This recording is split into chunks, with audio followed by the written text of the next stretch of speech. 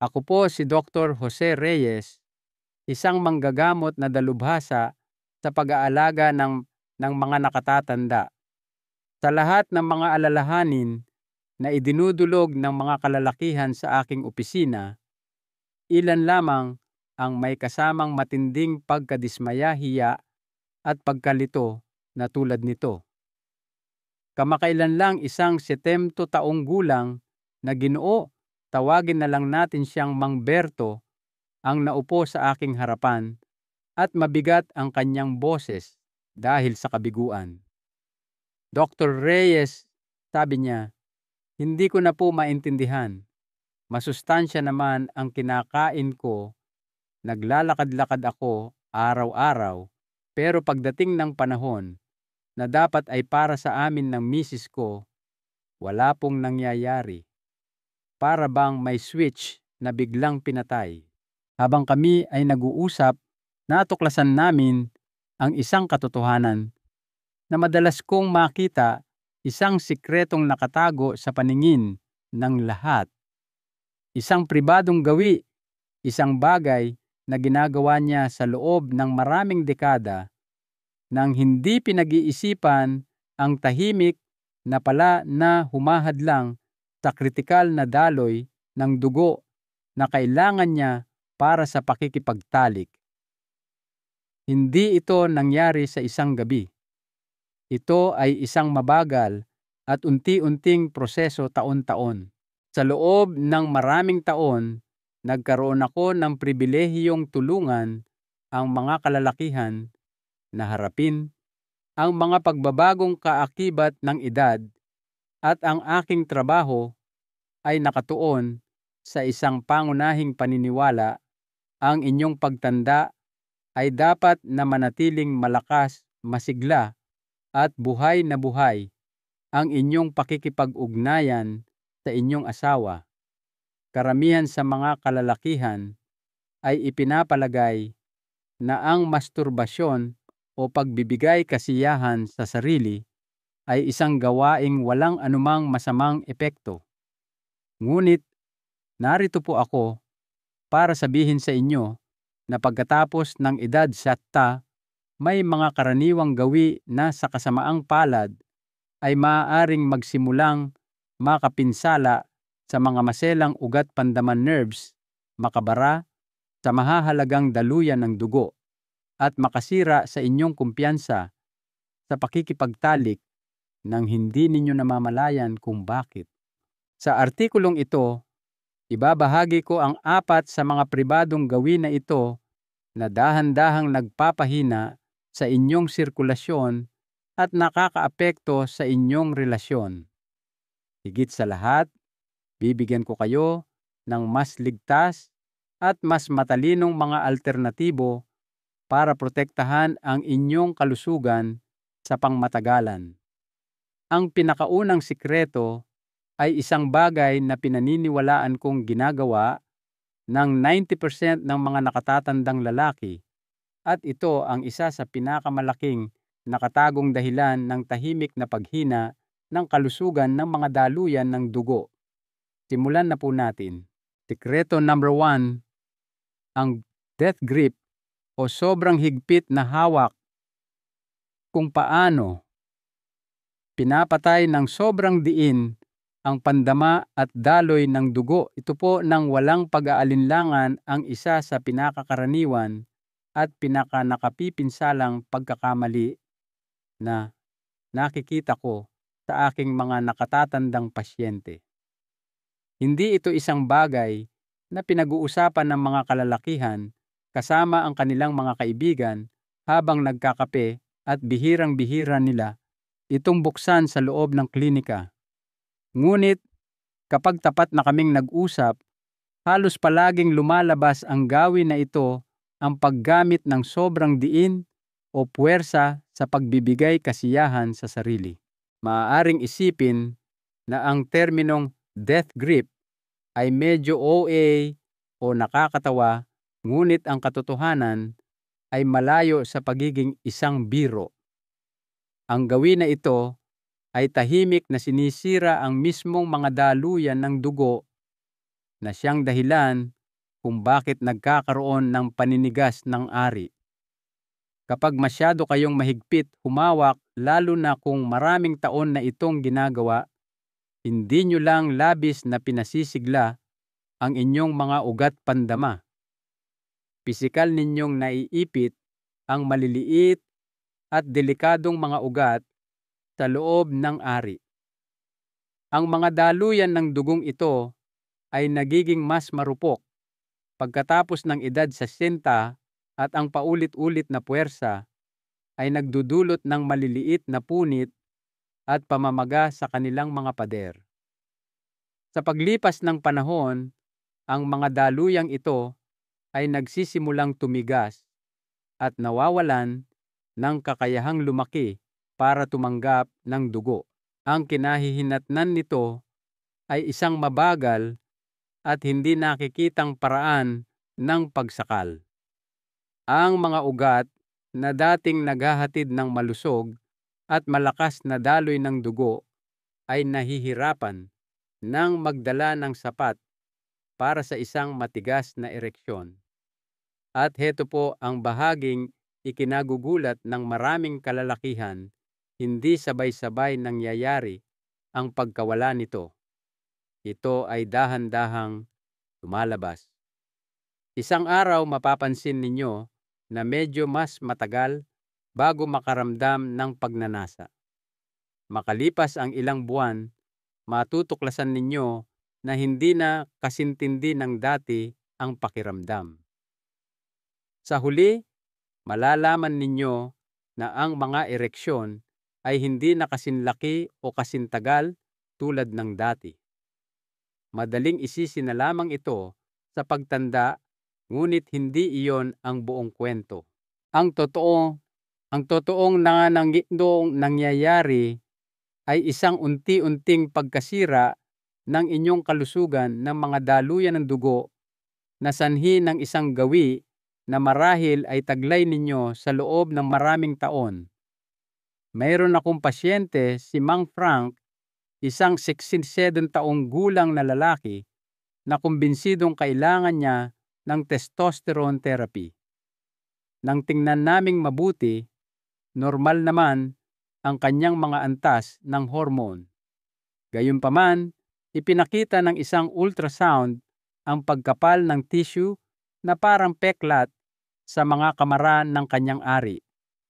Ang sanhi, ilang taon ng sobrang agresibong pagkakahawak sa tuwing nagbibigay kasiyahan sa sarili.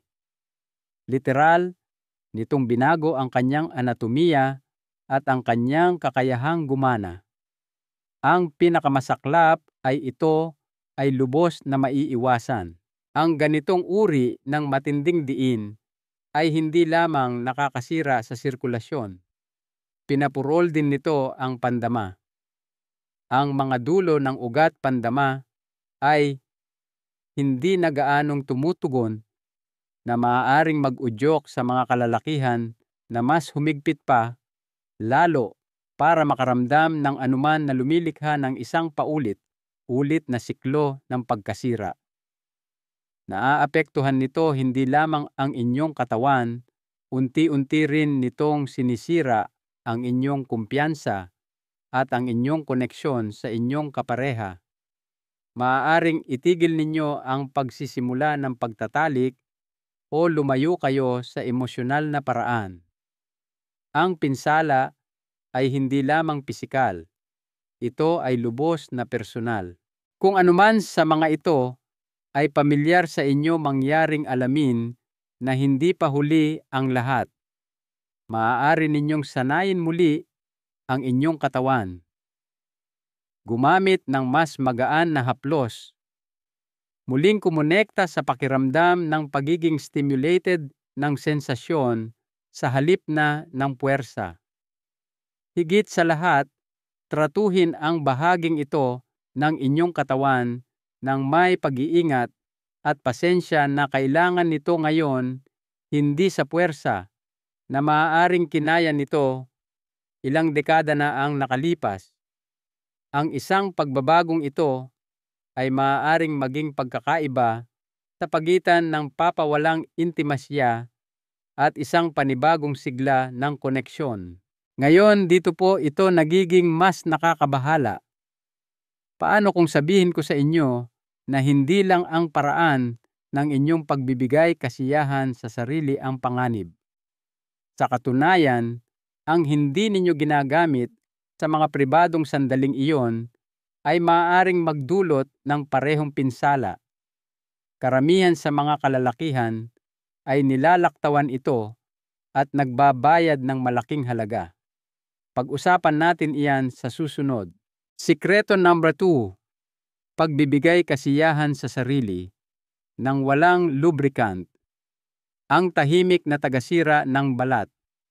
Hayaan ninyo akong magtanong ng isang bagay na malamang ay hindi itatanong ng karamihan sa mga doktor.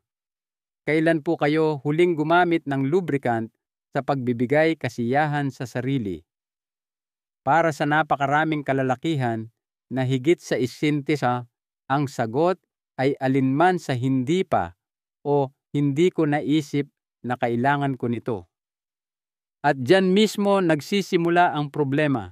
Gusto kong subukan ninyo ang isang maliit na eksperimento. Kunin ang inyong kamay at mabilis itong ikuskos sa tuyong balat ng inyong braso sa loob ng 30 segundo. Nagsisimula itong makairita, hindi po ba? Medyo magasgas. Ngayon isipin na ginagawa ninyo iyon sa pinakasensitibong balat sa inyong katawan. Isang balat na mas manipis, mas marupok at lubos na umaasa sa isang network ng mga delikadong daluyan ng dugo at ugat pandama upang gumana ng maayos. Yan mismo ang nangyayari sa tuwing kayo ay nagbibigay kasiyahan sa sarili ng walang lubricant. Bagamat tila hindi nakakapinsala sa sandaling iyon, ang tuyong pagkiskis na ito ay isa sa mga pinaka-na-overlook na banta sa intimasya ng isang lalaki sa kanyang pagtanda.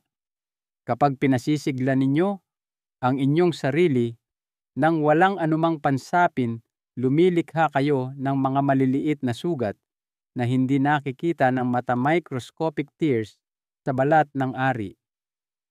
Ang mga maliliit na pinsalang ito ay maaaring hindi dumugo o kahit humapdi, ngunit nagtitrigger ito ng isang siklo ng mabagal at pangmatagalang pamamaga. Ito ay humahantong sa pagbuo ng peklat scar tissue at sa unti-unting pagsikip ng maliliit na daanan ng dugo na naghahatid ng dugong mayaman sa oxygen sa ari. Sa paglipas ng panahon, ang mga maliliit na traumang ito ay nagiging isang mas malaking problema, hadlang sa daloy ng dugo na bawasang pandama at pagkawala ng kabuuan sa panahon ng ereksyon. Nakita ko na ito mismo sa hindi mabilang na mga pasyente. Isang Ginoo, si Mang George, 72 anyos, ang pumunta sa aking opisina na lugmok dahil sa humihinang kakayahan. Sinabi niya sa akin, para pong ayaw nang tumugon ng katawan ko. Hindi siya diabetic at hindi siya naninigarilyo, ngunit ipinakita sa isang pisikal na pagsusuri ang kitang-kitang pagnipis ng balat at pagkawala ng pagkaelastiko. Lahat ay klasikong senyales ng matagalang microdamage. Inamin niya na mahigit 40 taon na siyang nagsasagawa nito. Nang kuwang tuyo, hindi niya namamalayan na unti-unti niyang sinasakal ang mismong mga daluyan ng dugo na nagpapahintulot sa kanya na makaranas ng kaligayahan. Ang pinaka-kinatakutan niya at ang madalas kong kailangang ipaliwanag ng mahinahon ay kapag ang malambot at nababanat na tissue ay napalitan ng peklat, hindi na maaaring lumawak ang mga daluyan ng dugo tulad ng dati. Ibig sabihin, mas kaunting dugo ang pumapasok, mas kaunting dugo ang nananatili, at ang malalakas na sensasyon na dati ninyong binabalewala ay nagsisimulang maglaho. Ang inyong katawan ay nagsisimulang tratuhin ang lugar na iyon bilang isang sona ng paulit-ulit na trauma. Ang pinsala ay nagiging estruktural at ang mga problemang estruktural ay mas mahirap nang ibalik sa dati. Ngunit hindi po kailangang maging ganoon. Isang bagay na kasing simple ng paggamit ng mataas na kalidad na water-based o silicone-based na lubricant ay maaaring lubos na mabawasan ang pagkiskis, maprotektahan ang balat at mapanatili ang integridad ng inyong sistema ng sirkulasyon. Isipin ninyo ito bilang gamot na pang-iwas. Kung paanong pinoprotektahan ng sunscreen ang inyong balat sa araw, pinoprotektahan naman ng lubricant ang inyong pagkalalaki mula sa pagkiskis. Hindi lang ito tungkol sa ginhawa, ito'y tungkol sa paggana sa sigla at sa pagpapanatili ng kung ano ang pinakamahalaga habang kayo ay tumatanda. Kung hindi pa kayo nakakagamit nito, dati ayos lang po iyon. Hindi pa huli ang lahat para magsimula. Ang inyong katawan ay lubos na matatag at may kakayahang maghilom kung bibigyan ninyo ito ng tamang kondisyon. Ang paggalang sa inyong katawan ay hindi tanda ng kahinaan. Ito ay tanda ng karunungan. Ngunit heto po ang isang bagay na mas nakakagulat. Kahit na tama ang ginagawa ng mga lalaki, isang magaan na hawak tamang lubricant, ang paraan ng pagpoposisyon ng kanilang katawan sa mga sandaling ito ay maaaring tahimik pa ring pumuputol sa sirkulasyon at ang epekto ay parehong mapanganib. Hayaan ninyong ipakita ko kung ano ang ibig kong sabihin. Sikreto number 3, maling postura. Bakit nakakasakal sa sirkulasyon ang pagsasagawa nito habang nakaupo? Maaaring ikagulat ninyo ito, ngunit isa sa mga pinakamapanganib na bagay na maaari ninyong gawin sa inyong kalusugang sekswal pagkatapos ng edad 60 ay walang kinalaman sa inyong mga kamay. Ito po ay may kinalaman sa inyong postura. Sa katunayan, nakakita na ako ng mga lalaking nawalan ng maraming taon ng malusog na intimasya dahil lamang sa paraan ng kanilang pag-upo. Karamihan sa mga nakatatandang lalaki ay nagsasagawa nito habang nakaupo sa isang silya, sa inidoro o sa gilid ng kama. Ito ay kumbinyente pribado at ito na ang kanilang nakasanayan. Ngunit sa paglipas ng panahon, ang isang gawin na ito ay maaaring tahimik na sumakal sa sirkulasyon sa inyong buong pelvic region o balakang at puson. Kapag kayo ay nakaupo, lalo na kung kayo ay nakayuko, naglalagay kayo ng direkta at matagalang presyon sa perineum. Ito po yung bahagi sa pagitan ng bayag at ng butas ng puwit. Ang hindi alam ng karamihan sa mga lalaki ay ang lugar na ito ay isang superhighway para sa kritikal na network ng mga ugat at ugat pandama na nagpapakain ng dugo at sensasyon sa ari. Ang pag-upo ay naglalagay ng clamp sa highway na ito na pumipiga sa maliliit na daluyan ng dugo at naiipit ang mahahalagang pudendal nerve. Katulad po ito ng pagdidilig gamit ang isang hose na may lupi o tupi. Gaano man kalakas ang presyon mula sa pinagmulan na haharangan ang daloy. Ang ganitong uri ng postural compression ay hindi nagdudulot ng matinding sakit, kaya't hindi ito napapansin sa loob ng maraming taon.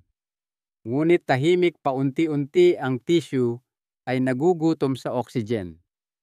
Bumagal ang sirkulasyon at nagsisimulang maglaho ang sensasyon. Naaalala ko ang isang pasyente na nagngangalang Mang Roberto, 74 anyos, na lumapit sa akin na dismayado dahil kahit sa tulong ng gamot, ang kanyang mga ereksyon ay manhid at mahina. Tiningnan namin ang lahat, ang kanyang blood work, mga antas ng hormone, at maging ang kanyang kalusugan sa puso ay nasa mabuting kondisyon lahat. Pagkatapos kaswal niyang nabanggit na ang kanyang panghabambuhay na gawi ay umupo sa gilid ng kanyang kama, nakayuko sa loob ng 20 hanggang 30 minuto. Iyon ang nawawalang piraso ng puzzle. Kinumpirma ng isang ultrasound ang mga senyales ng bara sa daluyan ng dugo at nabawasang pagdaloy ng dugo papunta sa ari. Ang kanyang postura pala ang salarin, hindi ang kanyang mga hormone, hindi ang kanyang puso, kundi ang paraan ng kanyang pag-upo.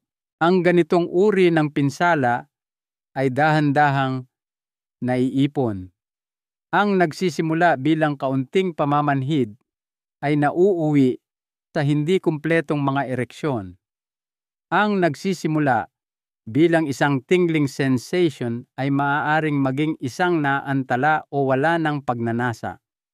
Sa huli, maraming lalaki ang nawawalan ng kakayahang mapanatili ang intimasiya, hindi dahil sila ay masyadong matanda, kundi dahil ang kanilang pelvic blood flow ay tahimik na nakompromiso sa loob ng napakatagal na panahon. Heto po ang katotohanan.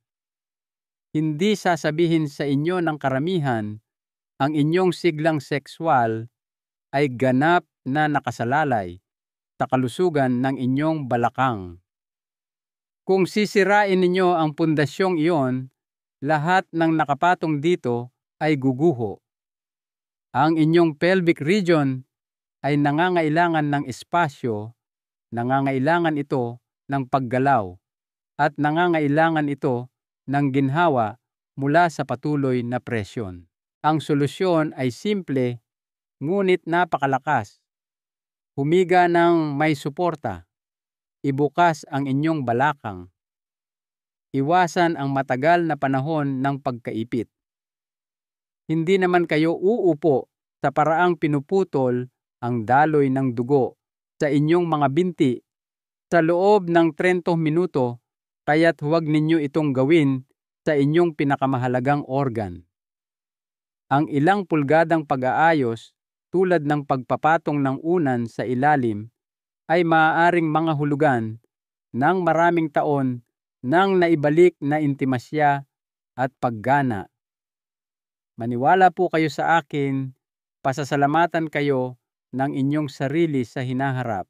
Ngunit kahit na may perpektong postura, may isa pang piraso sa puzzle na ito. Minsan ang tunay na pinsala ay hindi nagmumula sa kung paano kayo umupo o kung paano ninyo hinahawakan ang inyong sarili. Nagmumula ito sa kung gaano kadalas ninyo ito ginagawa at sa paraan ng pagsasabi ng inyong katawan na sapat na. Diyan po nagiging bulag ang karamihan sa mga lalaki at nagbabayad ng malaking halaga. Hayaan ninyong ipaliwanag ko. Sikreto number 4, sobra-sobrang estimulasyon at dalas. Ang pagbabalewala sa mga natural na hudyat ng iyong katawan. Maaaring mahirap itong marinig para sa maraming lalaki, ngunit kailangan ko itong sabihin ng malinaw. Minsan ang pinakamalaking pinsala ay hindi sa kung ano ang ginagawa ninyo ng isang beses, kundi sa kung ano ang ginagawa ninyo ng paulit-ulit ng hindi hinahayaang makabawi ang inyong katawan. Ang tinutukoy ko po ay ang sobrang estimulasyon, masyadong madalas na pagbibigay siyahan sa sarili lalo na kung hindi nirerespeto ang pangangailangan ng inyong katawan na magpahinga. Ang gawin na ito ay tahimik na sumisira sa inyong kalusugan ng mga daluyan ng dugo at sexual, at sa oras na maramdaman ninyo ang pinsala, ito ay nakakapit na ng mahigpit. Naiintindihan ko po kung paano ito nangyayari. Maaaring retirado na kayo at mas marami ng oras, mas madalas kayong mag-isa o naghahanap kayo ng ginhawa o simpleng release. Ang pagbibigay kasiyahan sa sarili ay maaaring parang isang ligtas at maaasahang paraan. Ngunit kung walang limitasyon at walang kamalayan, maaari itong maging isang mabagal na lason.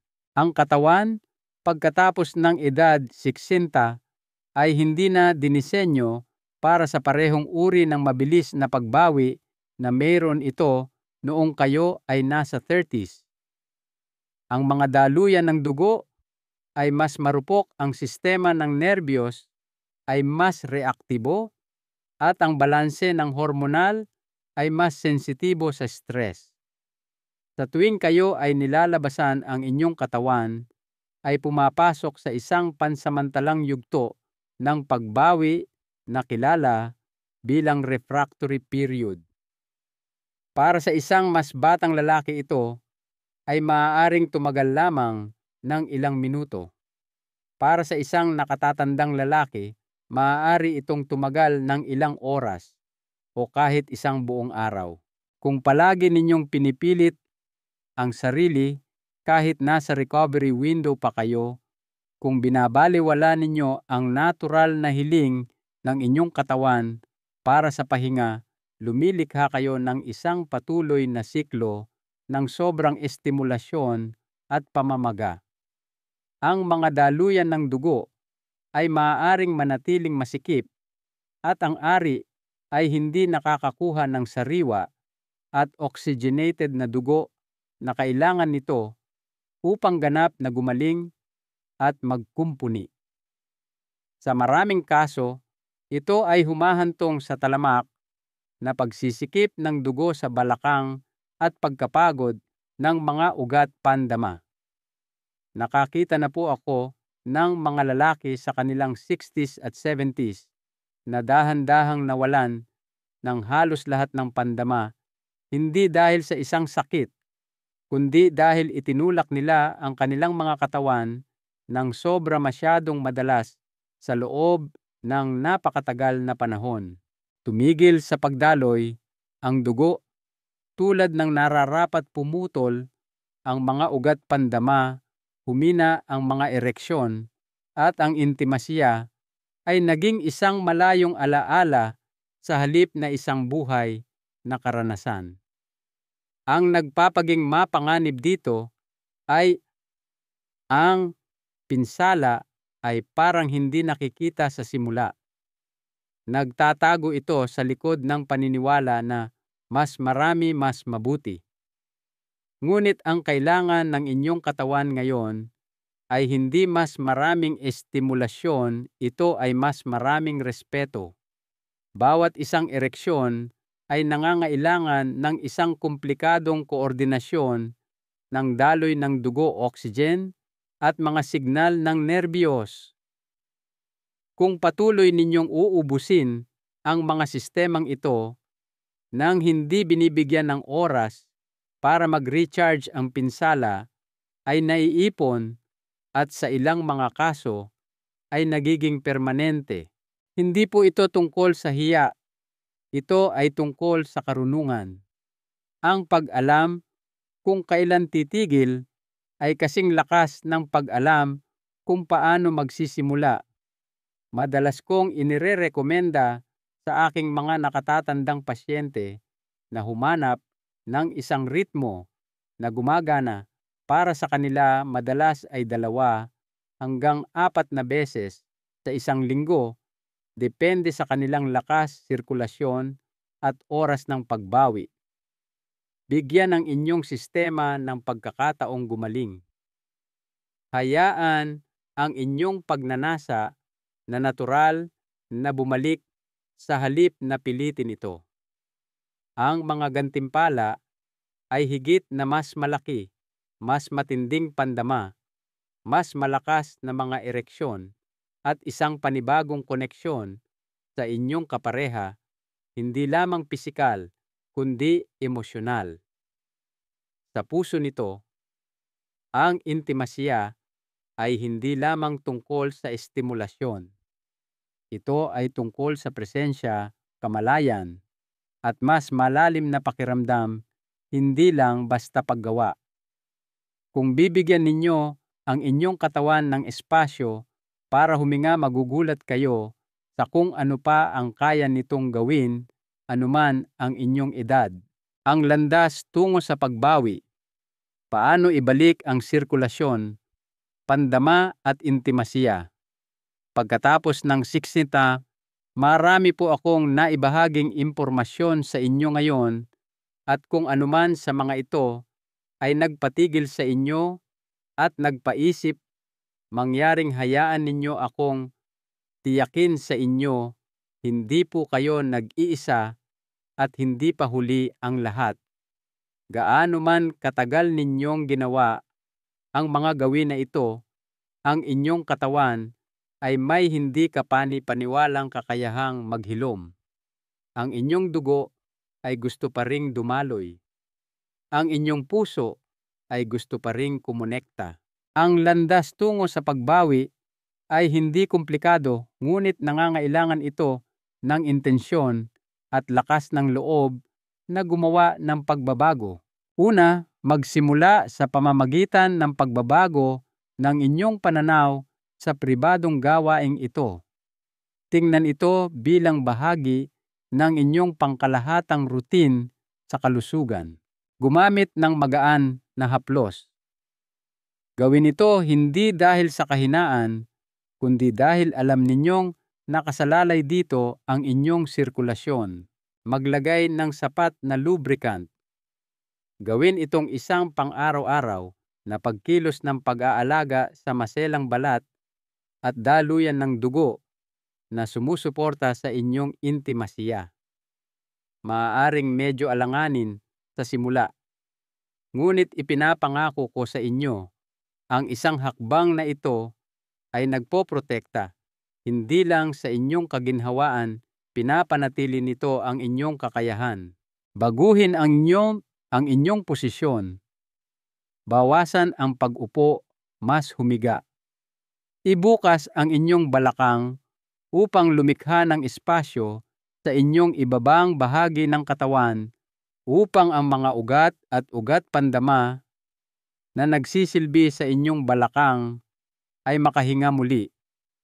Kahit isang maliit na unan na inilagay sa ilalim ng inyong tailbone ay maaaring gumawa ng malaking pagkakaiba. Bigyang pansin ang dalas. Magtakda ng malusog na mga limitasyon, hindi para paghigpitan ang inyong sarili, kundi para bigyan ang inyong katawan ng oras na kailangan nito para mapunan muli. Ang ritmo ng 2 hanggang 4 na beses sa isang linggo ay isang mahusay na layunin para sa karamihan ng mga lalaking higit sa 60. Sa halip na habulin, ang tindi habulin, ang presensya. Dahan-dahan huminga at mag-focus sa purong sensasyon sa halip na sa layunin lamang. Magugulat kayo kung gaano kalaki ang maidudulot na kasiyahan ng intimasya kapag binigyan ninyo ang inyong katawan ng espasyo para tunay na makaramdam muli. Higit pa sa mga pamamaraang ito, alagaan ang inyong sirkulasyon mula sa loob. Maglakad ng mas madalas, gumawa ng mga ehersisyo para sa inyong balakang at ibabang likod, uminom ng maraming tubig at kumain ng mga pagkaing sumusuporta sa kalusugan ng mga daluyan ng dugo tulad ng beets berries, spinach at matatabang isda tulad ng salmon. At pakiusap, huwag na huwag matakot na makipag-usap sa isang doktor kung nababahala kayo tungkol sa daloy ng dugo, pamamanhid o mga pagbabago sa inyong kakayahan. Ang paghingi ng suporta ay hindi tanda ng kahinaan. Ito ay isang tanda na nagmamalasakit pa rin kayo sa pamumuhay ng lubos. At higit sa lahat, patawarin ninyo ang inyong sarili. Marami sa mga gawi na pinag-usapan natin ngayon ay hindi kailanman itinuro sa inyo. Ginawa ninyo kung ano ang sa tingin ninyo ay normal o kung ano ang tama sa pakiramdam noon. Ngunit ngayon, mas marami na kayong alam. At ngayon, maaari na kayong pumili ng iba. Ang pagpiling iyon ay maaaring magpanumbalik hindi lamang ng inyong pisikal na kalusugan. Maaari nitong ibalik ang inyong kumpiyansa, ang inyong koneksyon, at ang inyong kagalakan. Hindi pa po kayo masyadong matanda. Hindi po kayo sira. Hindi pa po kayo tapos. Ito na ang inyong pagkakataon na bawiin kung ano ang mahalaga. Ang aral sa buhay mula kay Dr. Reyes, ang pinakadakilang aral dito ay hindi lamang tungkol sa kalusugang sexual. Ito ay tungkol sa pag-aaral na pakinggan ang inyong katawan ng may paggalang at kabaitan. Sa loob ng maraming dekada, marami sa atin ang trinato ang ating katawan na parang mga makina na maaari nating abusuhin. Sa ating pagtanda, umuunlad tayo sa pamamagitan ng pag-aaral na makipagtulungan sa kanila. Hindi ito isang panahon ng paghina. Ito ay isang bagong kabanata sa isang panghabang buhay na relasyon ninyo sa inyong sarili. Tratuhin ito ng may pag-iingat at karunungan na nararapat dito. Gusto ko pong marinig ang inyong mga saloobin. Mangyaring ibahagi ang inyong sariling karunungan o magtanong sa mga komento sa ibaba. Kung nakatulong po sa inyo ang mensaheng ito, isaalang-alang ang pag-subscribe at pag-share nito sa isang kaibigan, kapatid o sino man sa inyong buhay na maaaring makinabang dito. Hindi ninyo alam kung kaninong buhay ang maaari ninyong baguhin para sa mas mabuti.